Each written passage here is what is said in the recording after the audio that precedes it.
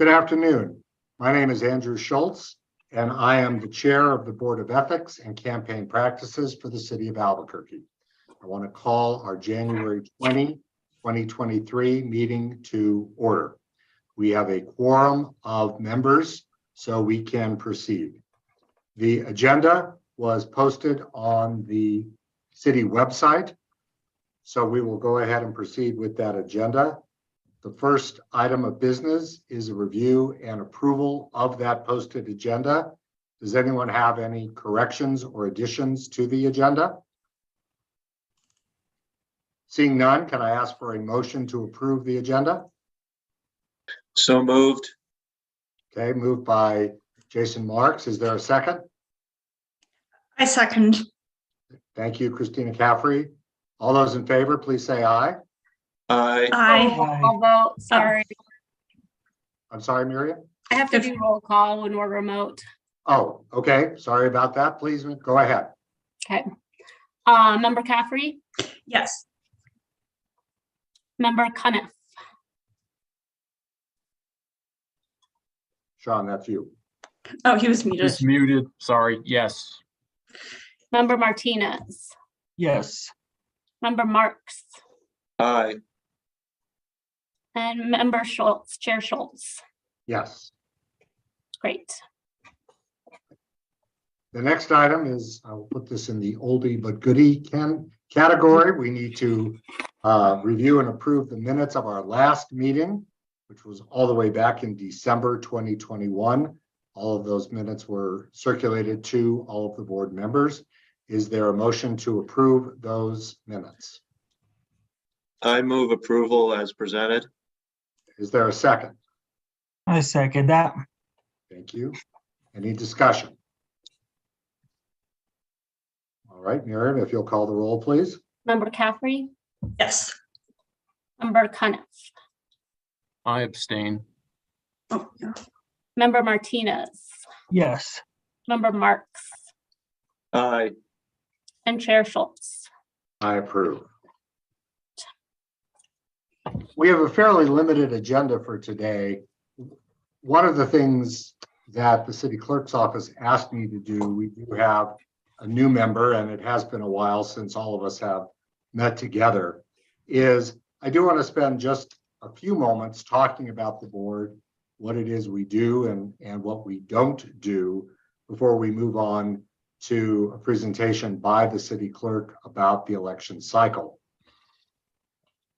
The jurisdiction of our board is set forth in the city charter.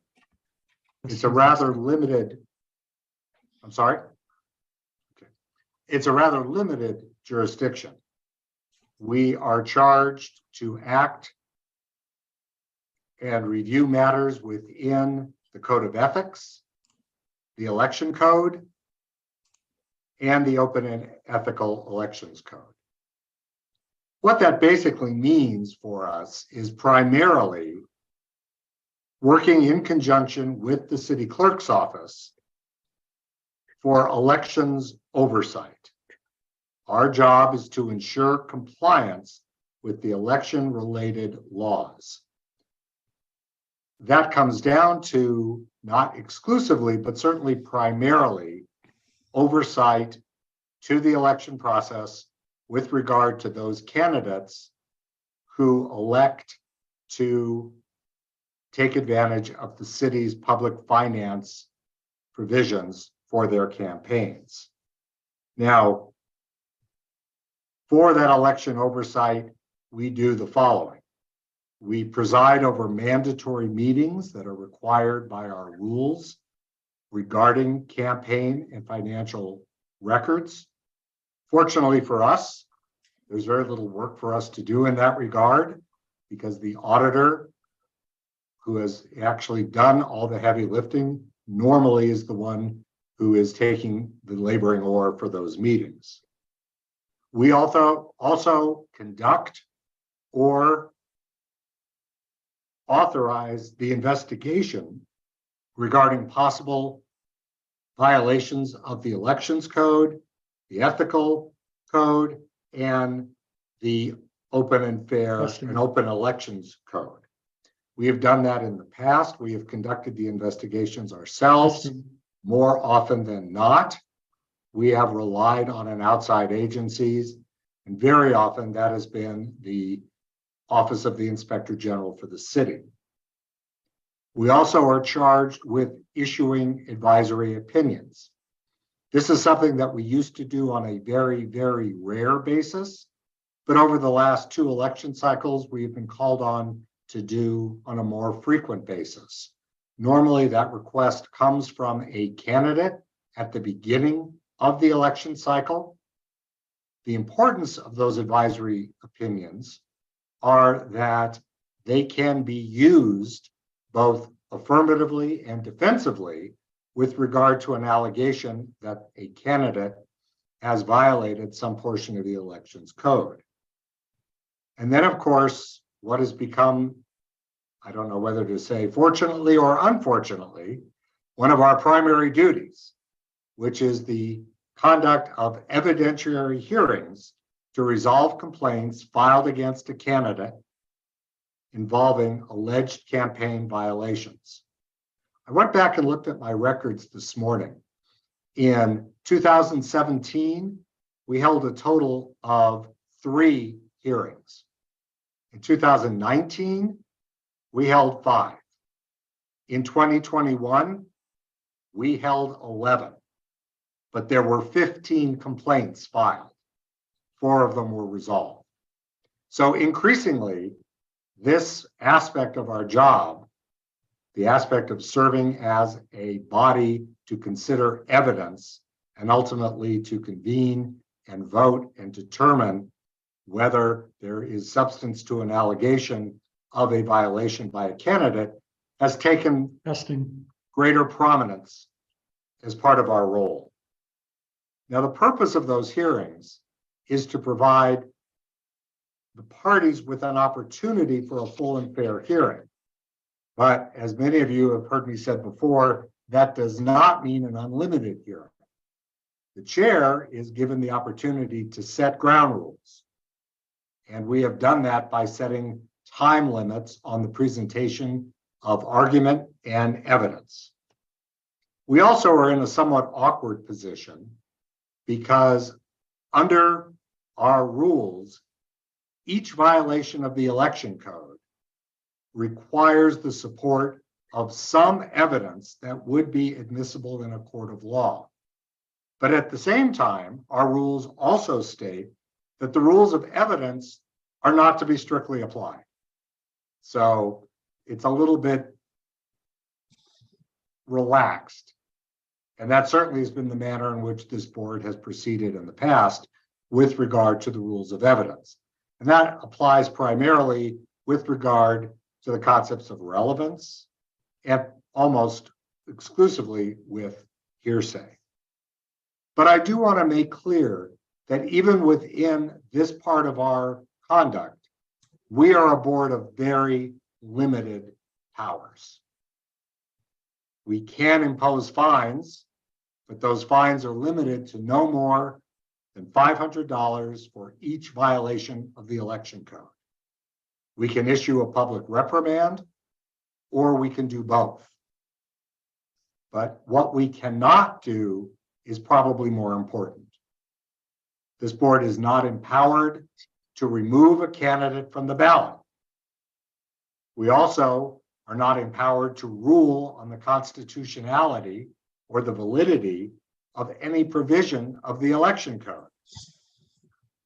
We can't invalidate any particular monetary contribution that was made to a candidate.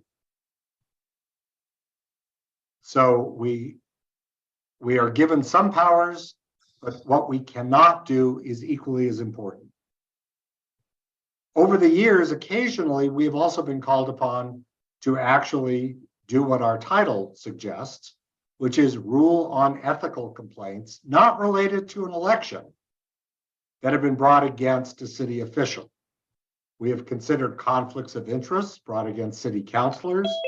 We have considered a misuse of public property brought against other city officials. I would urge all of you to take a look at the city charter and to become very familiar with our rules and regulations. I would also urge you to take advantage of the incredible resource we have within the city clerk's office. Both Ethan and Miriam have been invaluable assistants, and they will continue to be that. So I would urge all of you who have any questions to please give them a call and let them walk you through any questions that you might have. I want to turn the next portion of the meeting over to the city clerk to go through an overview of the upcoming election cycle. So, Mr. Watson? Chair Schultz, Sure. this is Mr. Marks.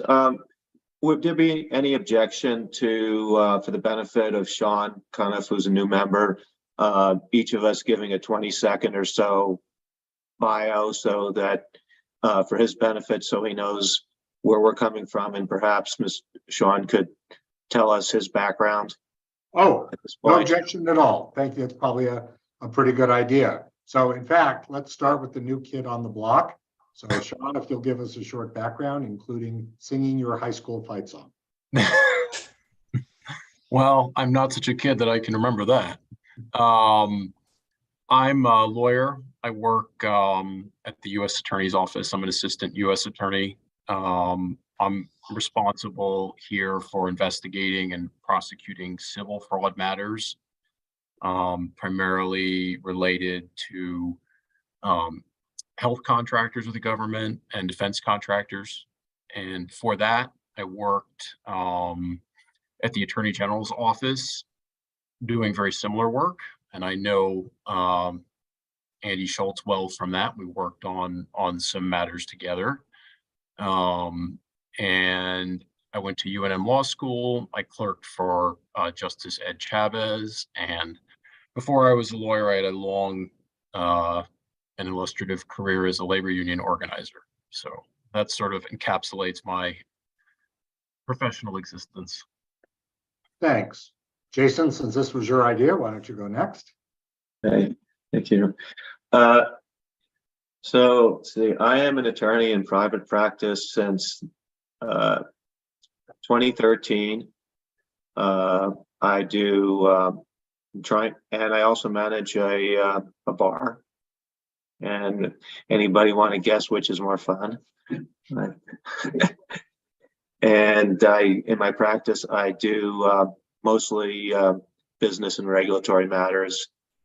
Prior to being in private practice, I was a public regulation commissioner for a couple of terms. And before that, I did healthcare financial consulting.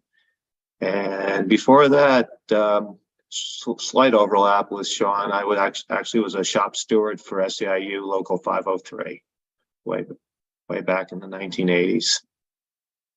And I live on Albuquerque's west side, and I have two businesses downtown. Thank you. Joshua? Sure, yes, Joshua Martinez, just really involved in the community. Basically, my background, I'm currently a HOA president, currently on neighborhood association board, and just kind of been around elections and different things like that as a volunteer. Professionally, I do work for InnovAge. It's an elderly healthcare program.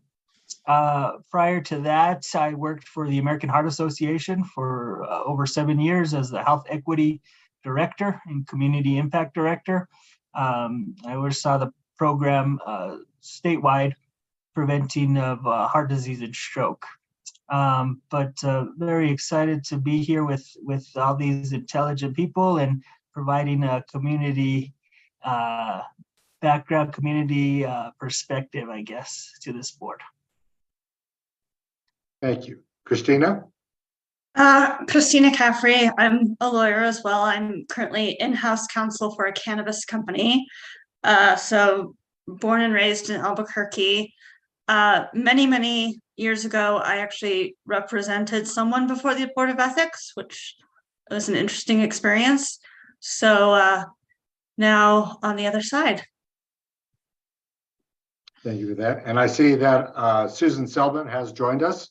Susan, thank you. If you please give us just a brief introduction, a little bit about yourself for the benefit of our new member. Hi, how do I get the camera on? So since I just Let's am see. showing my S and not my, Probably, anyway, yeah, lower left-hand corner, lower left lower left-hand corner. of my name. Yeah, then if you All the way hover, on the there's, screen. Oh, Got well, There should Maybe be we'll something work out called later. stop video. And if you click on that, don't worry. Well, let's see. I was a Peace Corps volunteer 3 times. Chile, Liberia, Swaziland, now Eswatini, special ed teacher, San Francisco Unified School District. I also directed the special ed program. And then I had the same students from 6th grade through high school. And when they graduated, I said, oh my gosh, what am I going to do? So I joined the Foreign Service and ended up, that is 23 years of full-time service plus another 14 years of contract work, which I enjoyed a lot.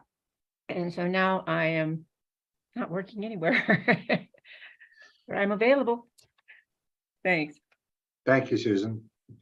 All right, the next item on the agenda, I'm going to turn over to the city clerk to give an overview of the upcoming election cycles. Mr. Watson. Thank you, Chair Schultz. And so there's several different periods during the election cycle, and I'll give you an overview of those and then a few things that are on our radar this year that we're looking forward to. The exploratory period for the election cycle will begin on April 30th and run through June 4th.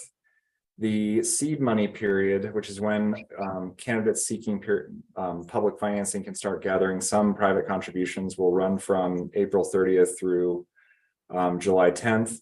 The candidates will start gathering qualifying contributions no earlier than June 5th, and that will end on July 10th. And following some feedback we got from last cycle, we have completely overlapped this year the qualifying contribution period and the petition gathering period. They were overlapped many years ago, then we separated them, and for the private finance candidates, and now they are back together. So we are interested to see how that goes. Early voting will begin on October 10th, and election day is, as always, on November 4th. Or sorry, election day is on November 7th. Early voting ends on the 4th. One significant change that we are excited about this year that was made to the election code is there is going to be an ongoing audit of qualifying contributions this year. We have had 2 instances in the last 5 years of candidates forging qualifying contributions after the last election cycle finished, Ms. Deemer and I applied for a grant to the Thornburg Foundation, and we received that grant and convened administrators of 18 of the 28 public finance programs across the country and identified this as really a best practice for programs that have qualifying contributions or a document of that nature. And so starting at the beginning of the qualifying contribution period, the Office of Internal Audit will be auditing a sample of the qualifying contributions that are brought in each week. Our hope is that this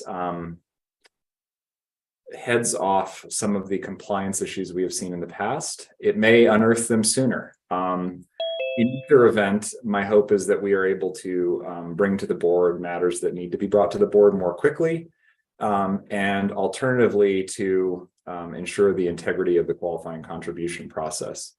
And Ms. Watson, can I ask one question about that? When they're doing this ongoing audit, who will the report be made to? I believe to the board and the clerk's office, and they're going to be doing it each. Because this is a council cycle, I think it's going to be bi-weekly. We didn't set a specific time period, but they're going to make an audit plan for the cycle.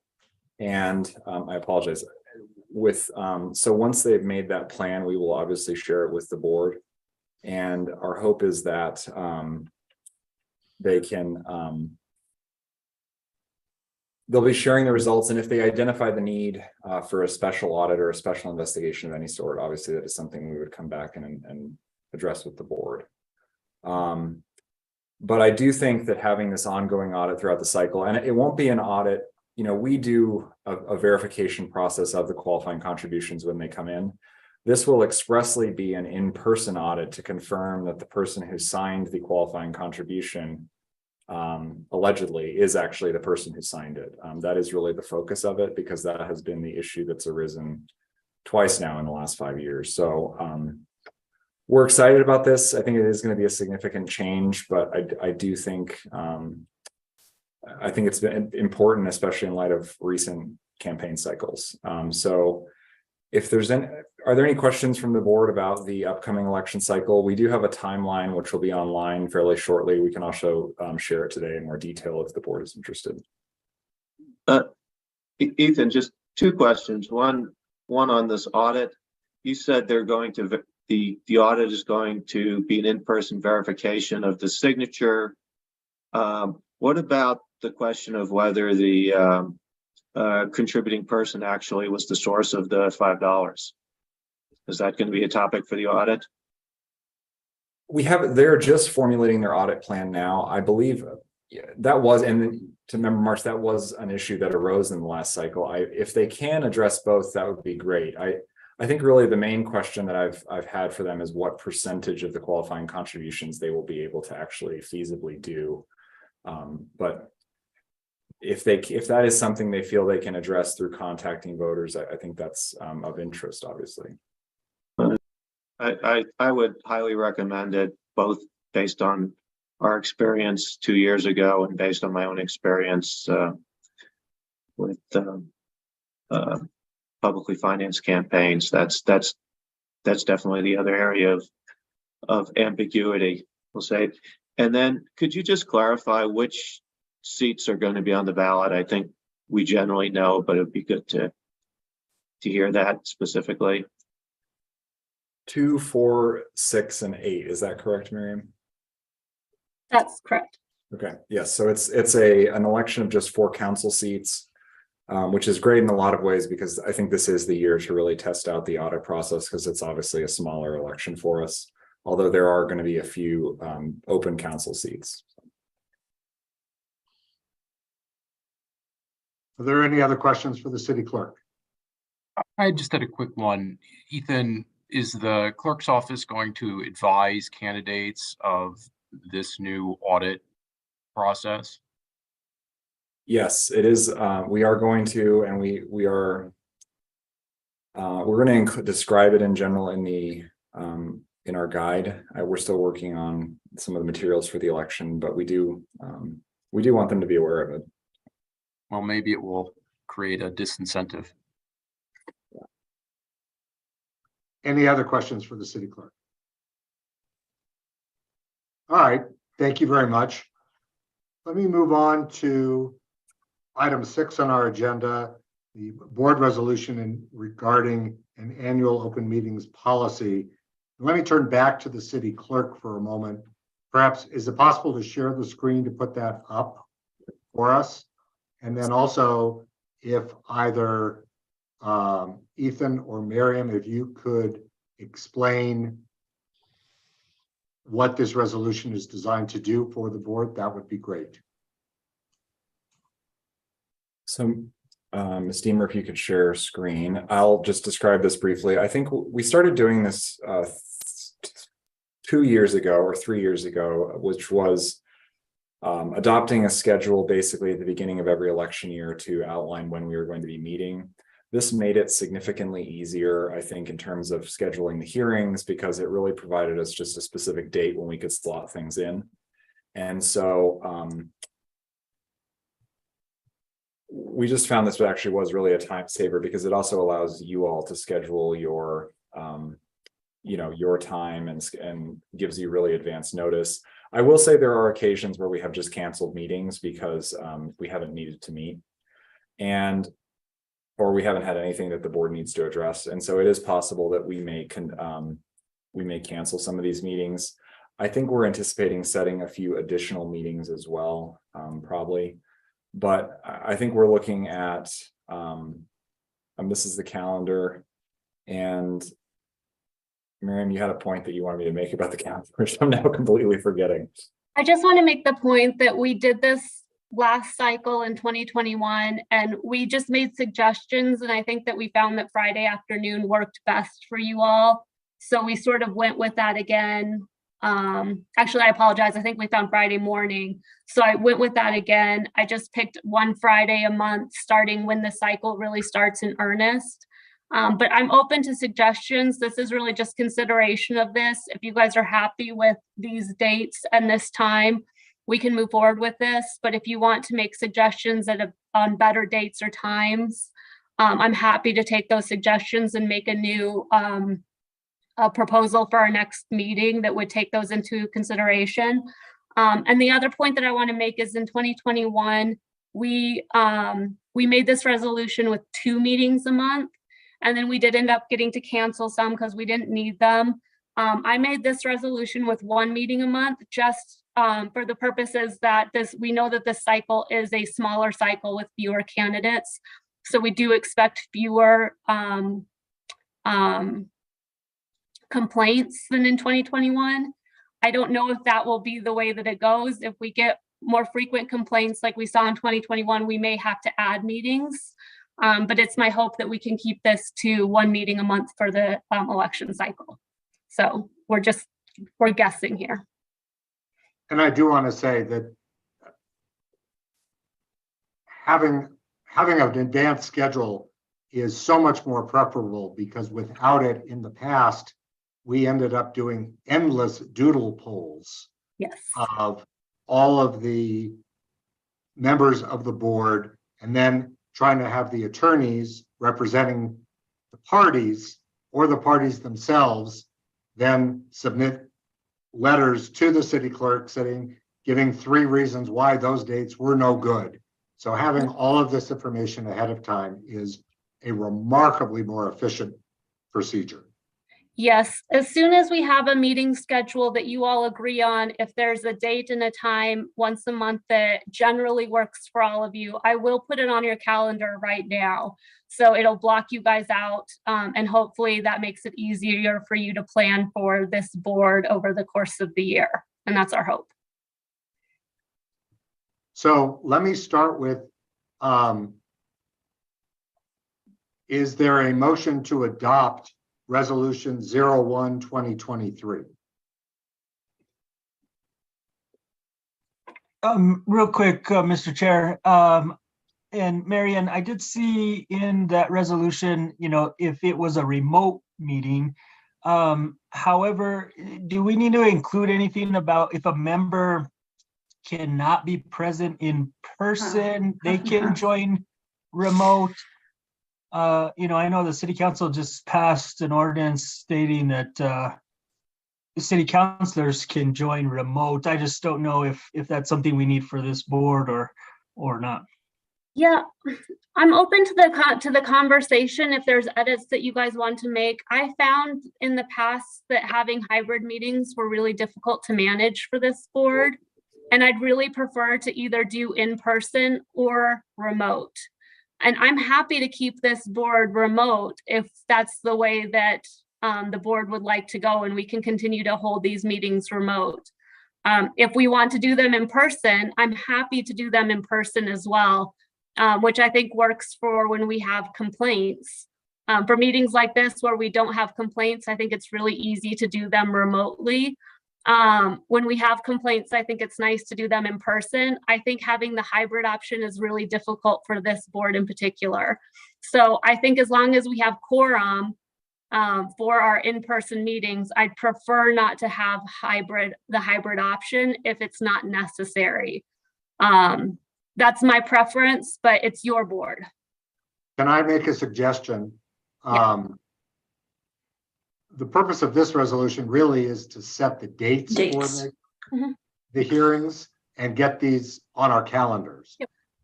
These hearings are going to be 6 months from now. My suggestion would be that we try and separate the two issues that you raised. One is the dates for the hearings, and second, how the meetings will be conducted. Because 6 months from now, who knows what the world will look like. So my suggestion would be that we limit the discussion for this resolution as it is written. And then with the understanding, Joshua, you raised an excellent point, but that's something to be considered probably as the time got closer. Agreed.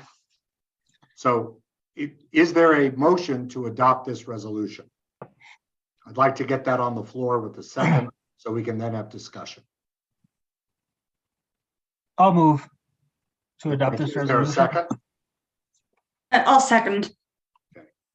So I'd like to open it to discussion, and in particular, Miriam's rather gracious invitation that if people have problems with the dates and times that she proposed, is there any reaction to that, or are people comfortable with the resolution as it is drafted? I think Fridays still sound good, especially since we may be having hearings, and last time it seemed to work well on Fridays. And I agree with you about the hybrid thing. It didn't work last time. Any other discussion? All right, seeing none. Miriam, can you call the roll? The motion is to approve Board Resolution 01-2023. Member Caffrey, Yes. Member Cuniff, Yes. Member Martinez, Yes. Member Marks, Aye. Member Selvin, Yes. Chair Schultz. Yes. All right, the next item on our agenda. This board is rather unusual among all of the boards that the city has, in that the manner in which it is constituted is different. According to the city charter, this board is constituted with 6 members, 3 appointed by the city council, 3 appointed by the mayor. The 6 members then are charged with selecting a 7th person to serve as chair. That has been interpreted in the past to mean that a member of the board is not eligible for consideration. Only someone outside of the board. And so my understanding is that as of this meeting, we have, well, one name has been circulated. So with that in mind, and let me also just spell out the way this procedure will work. I have no vote in this. I am the current chair. I am not one of the 6. So the actual vote for the next chair will take place at the January 27th meeting. And Christina, I am going to ask if I can authorize you to serve as chair of that meeting, because I will not be there since I have no vote whatsoever. So with that in mind, my suggestion will be, if there is a nomination for the next chair of the Board of Ethics and Campaign Practices, I believe that nomination should be placed now, with the understanding that the 6 members of the board will vote on that nomination at the January 27th meeting. So the floor is open for nominations. Mr. Chair, I would like to nominate Mr. John Kelly, place his name in nomination. His resume has been circulated, but to summarize, Mr. Kelly has been an attorney in practice in New Mexico for more than 40 years. Most notably, he served as our United States Attorney from 1993 to 2000. He's, by virtue of his professional experience, I believe he is well qualified to understand the application of the city ordinances relevant to our board. And he also, in his background, has been a member of multiple boards, commissions, and the like, and has chaired meetings in that capacity, and has the experience and capabilities to run our meetings, conduct hearings, and the like. And with that, I would place his name in nomination for our election to occur at the next board meeting. All right, John Kelly's name is placed in nomination. A second is not required. Are there any other nominations to be placed before the board to serve as chair of the Board of Ethics and Campaign Practices? All right, seeing none. I would move that, make a motion that nominations close. Is that in order? Excellent question. I'm not, well, let me turn to our city attorney to ask that question to make sure we're doing this correctly. That motion is not necessary, but it's also not out of order. Okay, so there is a motion for nominations to close. Is there a second? I second. Okay, there is a second. Now, any discussion on the motion to close nominations? Joshua, you were going to speak? Yeah, I would, is it in order for Mr. Kelly to introduce himself? I know we have his resume, but just as to why he would want to be a part of this board, anything like that. You know, Joshua, I believe it's entirely appropriate, but I believe it's more appropriate next week when the board is actually going to vote. Is that acceptable? Mr. Chair, if I could, I believe the effect of my motion, if it's adopted, would be to prevent further nominations. And my intent there was just to, I guess, to eliminate surprises or to take the temperature of the board, that if we're all comfortable with Mr. Kelly, we would be on that path.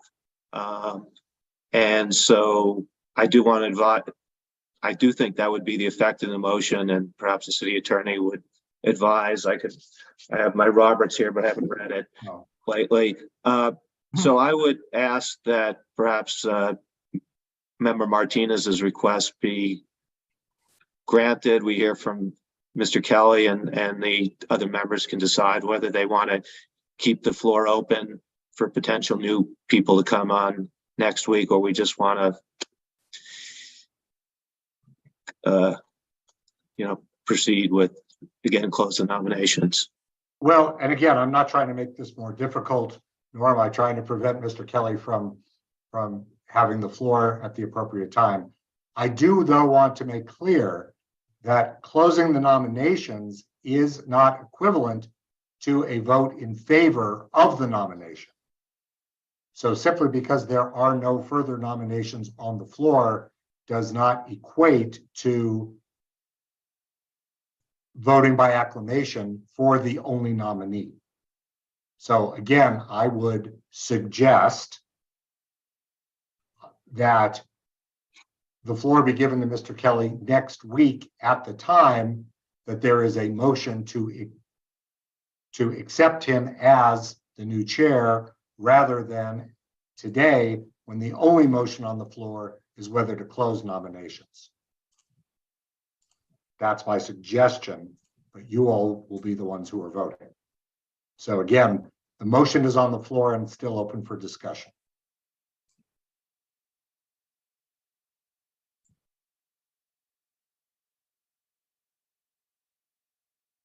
All right, if there is no other discussion, And I don't think it's been seconded. Miriam, was it seconded? I'm sorry. Yes, Christina Yeah, seconded. I thought it did. Yeah. All right, if there's no further discussion, Miriam, please call the roll on the motion, which is to close nominations for the next chair of the Board of Ethics and Campaign Practices? Member Caffrey, Yes. Member Cuniff, Yes. Member Martinez, Yes. Member Marks,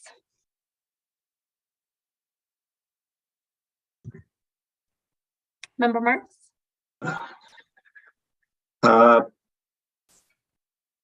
Pass.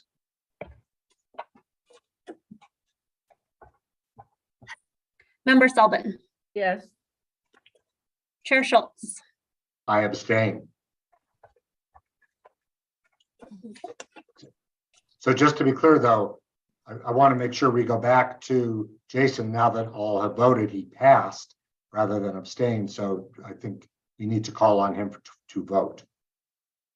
That's correct. And I vote in the affirmative, and to explain my passing, I do have a concern that Member Martinez, I wanted to be sure that he was comfortable with Mr. Kelly not having heard from him. Sure, yes. I'm okay with that. Right, so the motion passes. Thank you. Miriam? Did pass. All right. All right. Is there any new business to become before the board today? So, Andy, I just wanted to flag an issue. My understanding from the ethics code is that Mr. Kelly's candidacy is subject to this sort of public comment period, this 14-day public comment period.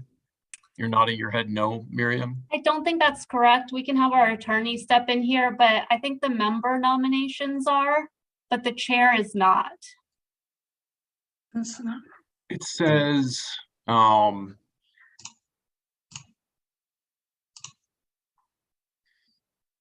are you available? it says, and for the 7th member selected by the board. Where are you looking, Mr. Cuniff? Section 3A3 of the ethics code.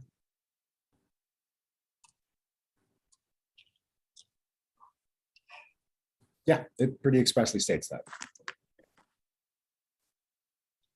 So I don't have any quibble with the nomination. It's just the time period, right? There's only 7 days between now and the next meeting. So I think we have to wait 14 days or until the completion of that requirement.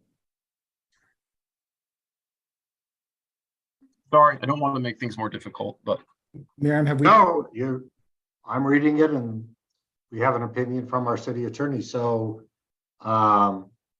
if that is the case, Miriam, you will need to come up with a new meeting date for the board beyond. Yep, I will have to get 14 another meeting days. date. Yep, And you will need to make sure that Mr. Kelly's nomination is posted on the city's website. yep. All right, Sean, thank you for that. All right. So I guess you will be looking to hear from the city clerk's office with regard to a new meeting date more than 2 weeks from today. Is there any other new business to come before the board at today's meeting? Mr. Chair? Yes. May I have the floor? If I could, I only had the pleasure and privilege of serving with you through 1 year on the board. But based on that experience, I want to recognize and the service of Andrew Schultz as the chair of the City of Albuquerque Board of Ethics. His leadership got us through a very, wouldn't say difficult, it was complex election season with many hearings. He presided ably over those hearings, which included some very contentious issues and contentious parties. And on behalf of myself, and I think the other members who served with him in this past go round, we thank you and appreciate your service and commend you for your public service to the city. Thank you, Jason. That was very kind. I appreciate that.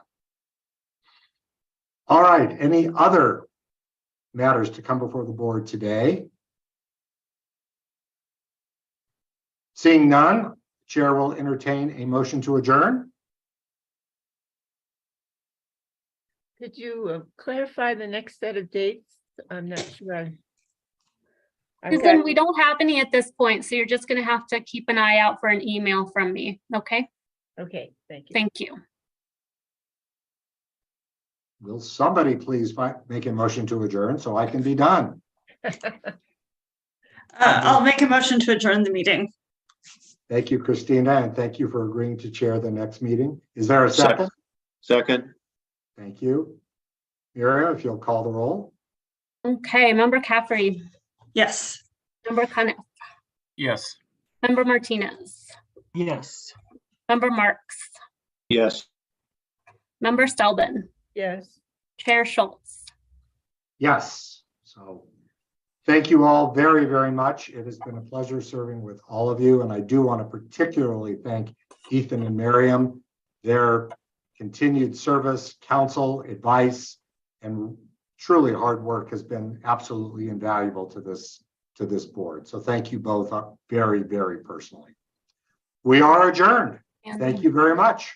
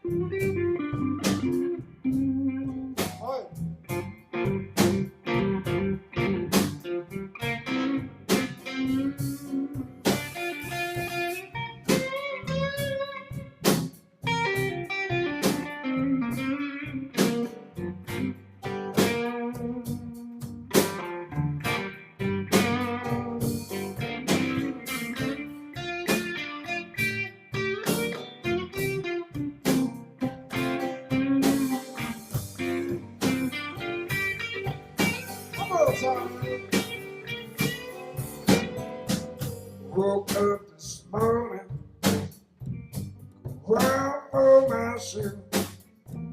You know about that, baby. Got this over clear. Woke up this morning. Well, oh, my shit.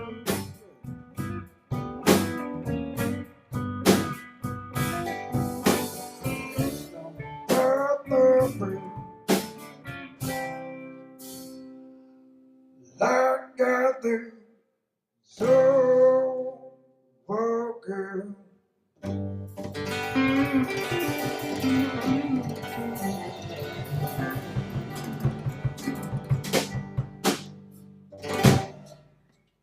Oh man, that was a good one right there. Thank y'all. I'm having so much fun playing with the band. It's been too long for us. We appreciate y'all tuning in, and got one more tune for you guys. One more.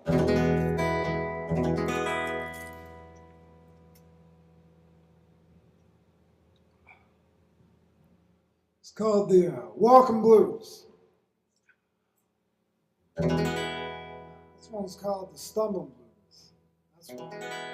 Where you got me just sitting there, not going anywhere. Where eyes were aware, just what I done wrong. Got the no deserve my brain. Though sometimes I'm good at pain. I know I've been gone way too long. Well, it's love that she's been losing me. I think I'll be alright.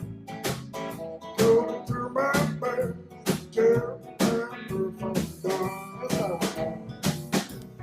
Well, it's love that she's been losing me. I want her other life. Gonna keep my head straight, my best on. And I look time, oh my way down. Stop me right on Friday night. Oh, stop it right there.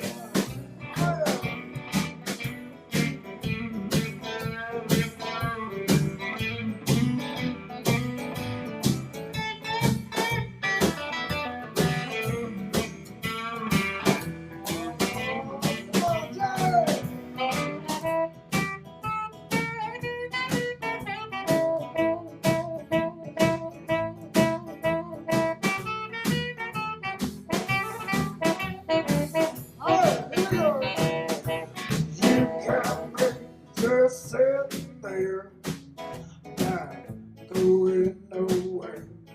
Where I were away, just what I done wrong. I got those no Louisiana bills in my veins. Oh Lord, sometimes I'm good at pain. I know I've been gone way too long. Yes, well, it's love that she's still loving me. I think I'll be alright. Going through my bed, can't remember from down. Yes, sir. Well, it's love that she's still loving me. I want her further life. Gonna keep my head straight, my best on. And I look time, on my way down.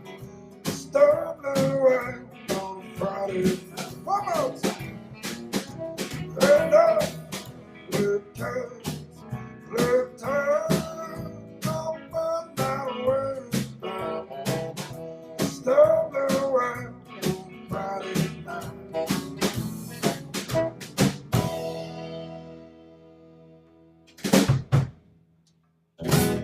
Oh, thank you guys. Thank y'all. We got Matthias Jorgensen on lead guitar, Brandon Cordova on the drums, Scotty Schumann on the upright bass, John Michael Vasquez on that tenor sax. My name is Julian Dawson. Appreciate y'all for tuning in. Thanks so much to Vanessa at One Albuquerque in the city for having us out. Thanks, y'all. Have a good day.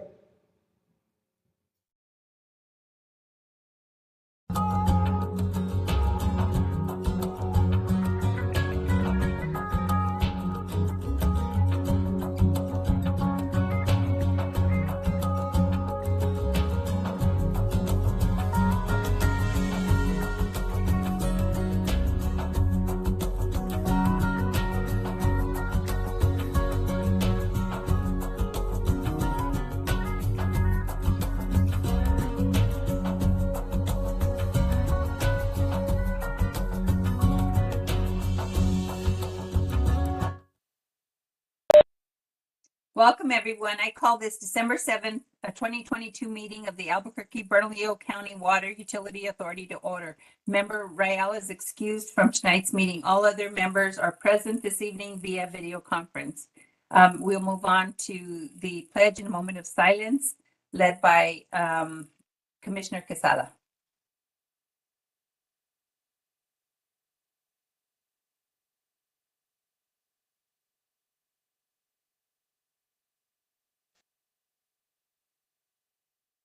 I pledge allegiance to the flag of the United States of America and to the republic for which it stands, one nation, under God, indivisible, with liberty and justice for all.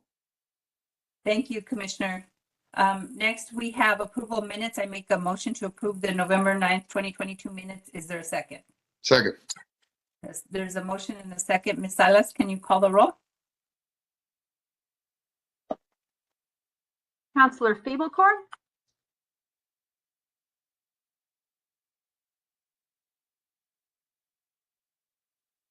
Counselor Feeblecorn, can you hear me? Yes. Oh, sorry, I didn't hear you. Counselor Jones. Vice Chair O'Malley. Yes. Chair Pena. Yes. Commissioner Piscotti. Yes. Commissioner Quesada. Aye. That passes unanimously. Thank you, Ms. Salas. So now we have proclamations and awards. There are none this evening, so we'll move on to public comment. Do we have anyone signed up to speak, Ms. Salas? We do have one speaker this evening. Okay, so let me just remind them that they'll have 3 minutes to speak with a warning at 2.5 minutes. So if you can call our one and only speaker, public speaker this evening.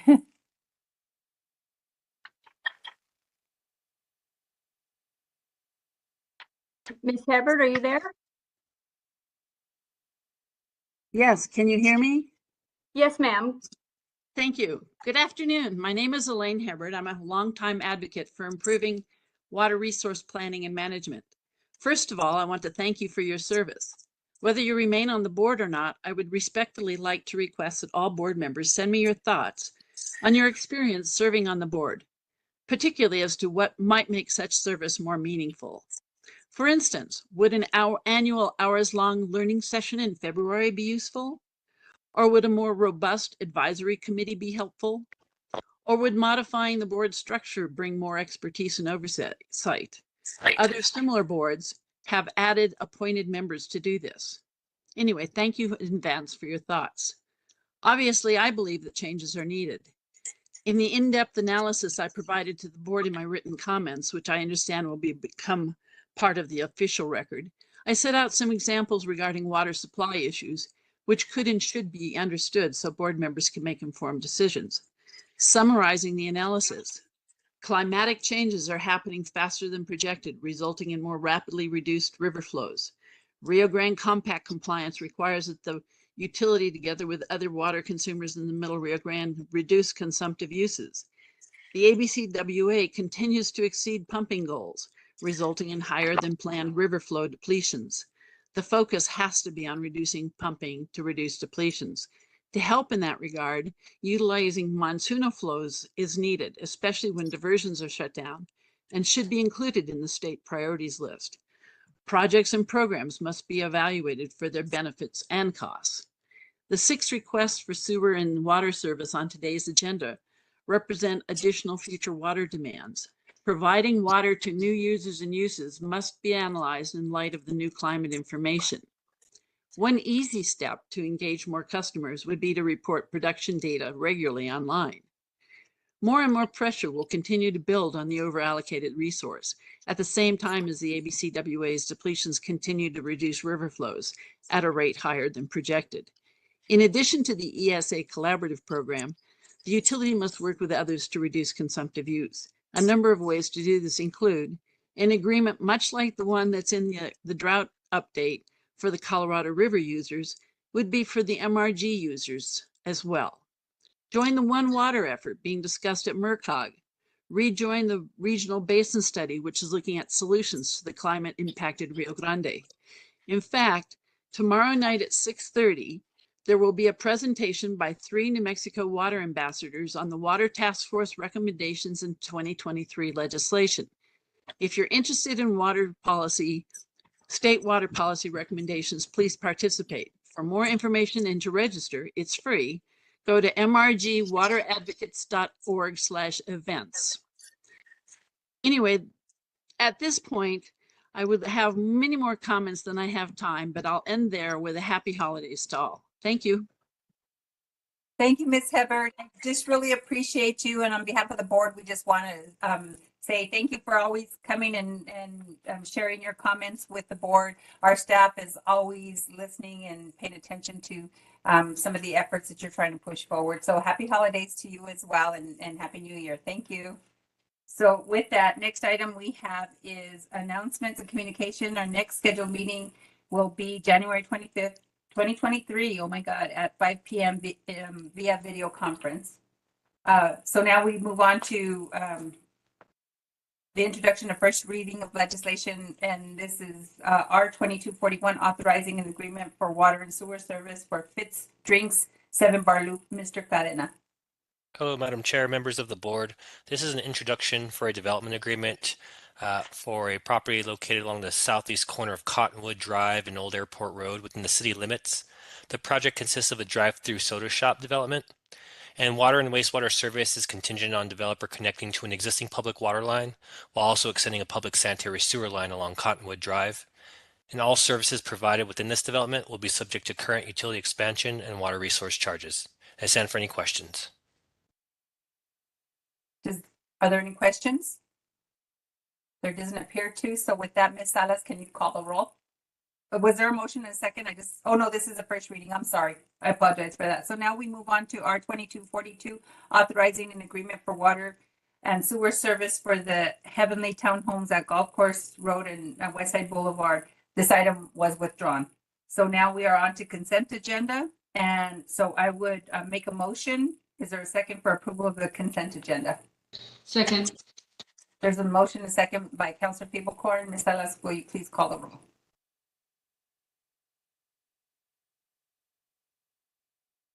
Councillor Feeblecorn, Yes. Councillor Jones, Vice Chair O'Malley, Yes. Chair Pena,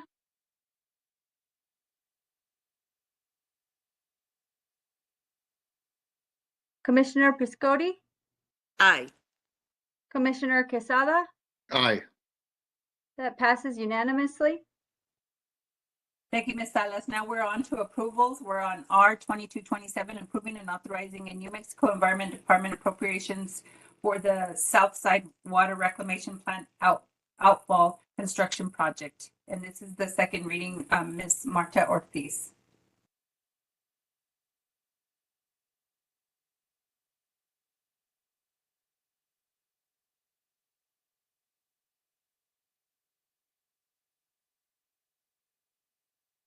Ms. Ortiz? I think you're muted, Marta. Thank you. Sorry about that. Good evening, Madam Chair and respective board members. Recommended for approval is Resolution R2227 to enter into an agreement with the State Environment Department in the amount of $709,000. This will be used to plan, design, construct a SWRP influent outfall structure to the Rio Grande. This funding was authorized by the 2022 state legislator. I'll pause for questions. Are there any questions? I think we've all read through this and it's pretty. Yep. Okay, so thank you. So with, make a motion a second for approval of R 2227. Second. There's a motion and a second. Ms. Salas, will you call the roll?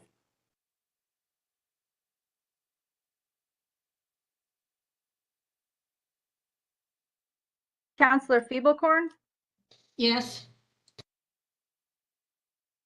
Vice Chair O'Malley, Yes. Chair Pena,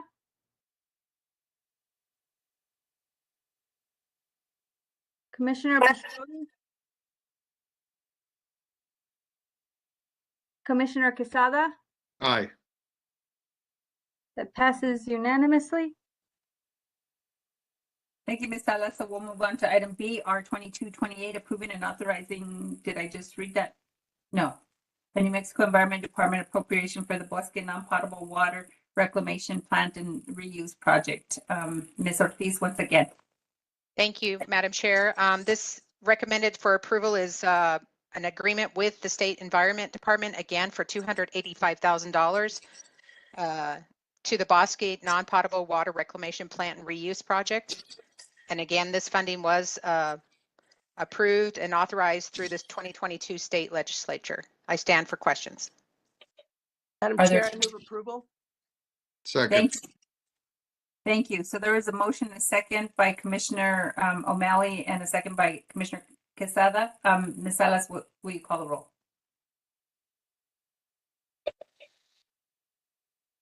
Counselor Feeblecorn, Yes.